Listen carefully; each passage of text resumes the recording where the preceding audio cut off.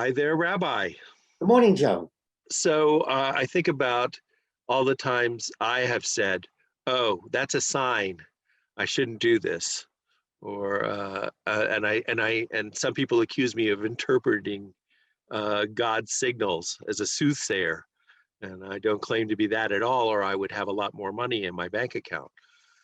But can you talk about the difference between a sign and wonder and a miracle? So for our ancestors, everything was a sign and a wonder from God. They didn't make a distinction as we do between, oh, I hope there's a miracle, or, oh, that was a miracle. No. And I think we've lost something, Joe, in the process. I think our ancestors were onto something because they were amazed.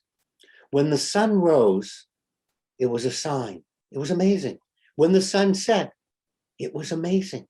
When there was smoke on the horizon, when there was a thunderstorm, when there were changes in the daily pattern, when the crops came in, when we harvested the wheat and the barley, when people harvested the apples, the fruits, the berries, everything was a sign and wonder from God because our ancestors connected this world with God's handiwork. They saw God in everyday life. They saw God in childbirth. They saw God in the birth of a lamb. And so they didn't make the distinction between this is what always happens and this is outside the realm of what always happens.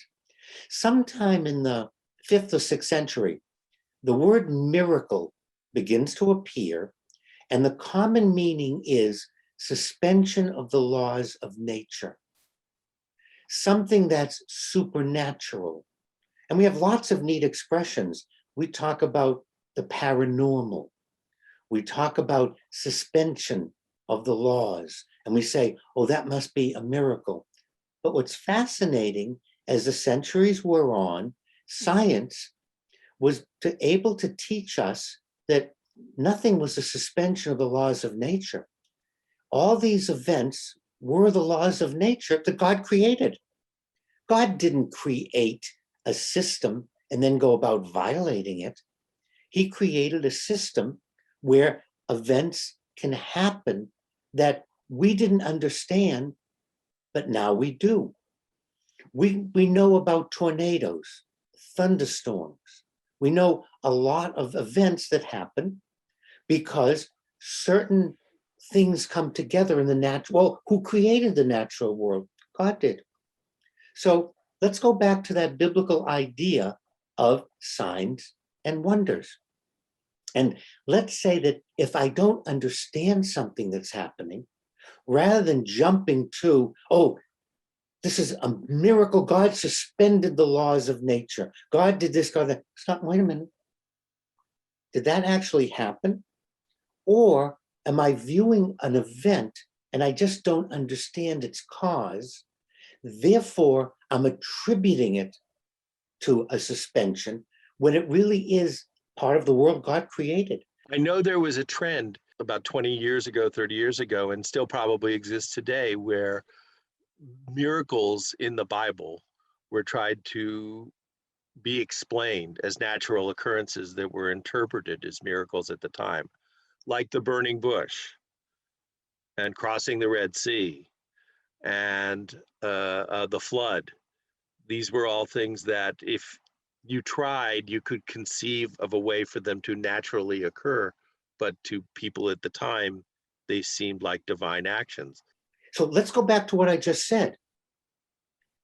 These events, we are labeling them as somehow. Then once we label them as outside the realm, then we can go about and explain them scientifically because they are part of nature.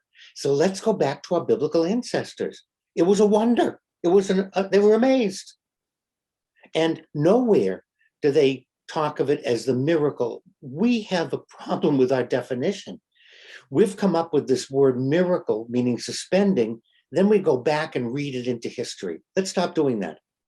Let's take the events as they occurred. It was a sign and wonder. This is amazing. I am having an experience with the divine. Now, whether the bush burned, whether it didn't burn, but that doesn't help. Let's look. Moses experienced the divine, and that's how he explained it. That's how he saw it. What's important, it was a wonder for him. It was amazing, and he was amazed. And he didn't expect things to be suspended. Abraham, Isaac, Jacob, Muhammad, Jesus, wherever we look, we find radical amazement. And that, I think, is, Joe, what we've lost. We've lost this ability to see signs and wonders for what they are, wonderful events happening. And then once we started with miracles being the suspension of the laws of nature, we were then caught up with, well, we have to explain them or unexplain them. I think we're way off track. I think we're losing our connection with God and our connection with reality. And part of the problem is availability. You know, I used to look forward to taking trips. My dad was a traveling salesman, and he used to take us out of school when my mother was still healthy and we could all travel together. And we traveled up and down the East Coast. And I always look forward because I could get fruits and vegetables during the winter we couldn't get in Boston.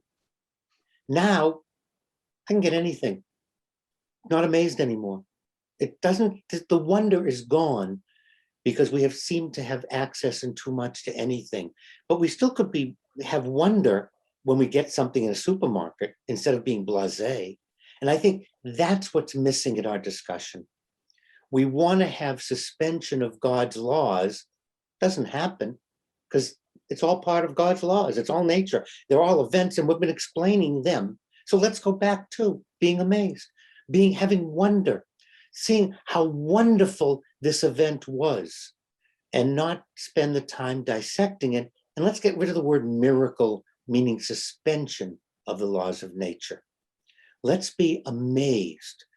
Let's be thankful for all the things we have and see them as part of God's world that we live in instead of dismissing them. Well, I see that sense of wonder. I blame supermarkets, just like you. But when I show little children seeds that I put in the dirt, and 2 weeks later, little green things start to come growing up out of them, the excitement on their faces and the amazement. And I think you're right, that's the connection that we lost. But is that because we become accustomed to so many things happening, or we've become disconnected from the origins of everything? It's both of them.